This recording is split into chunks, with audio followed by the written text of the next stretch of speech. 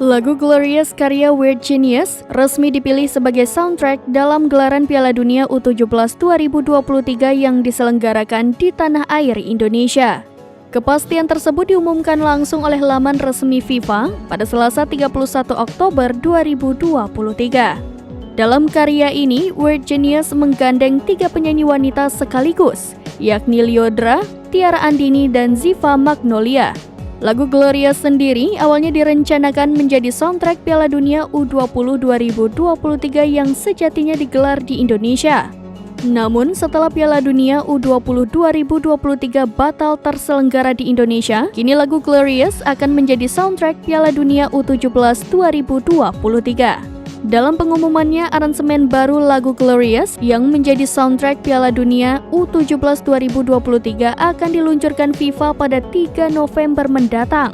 FIFA menyebut bahwa lagu Glorious yang telah dirilis 5 bulan lalu kini telah diputar sebanyak 3,5 juta kali dalam aplikasi Spotify. Tak hanya itu, musik video lagu Glorious saat ini juga telah disaksikan lebih dari 1,4 juta kali di kanal YouTube FIFA. Weird Genius pun menyatakan kebanggaannya setelah Glorious dipilih menjadi soundtrack resmi gelaran Piala Dunia U17 2023. Piala Dunia U17 2023 sendiri akan dimulai pada 10 November dan berakhir pada 2 Desember 2023 mendatang.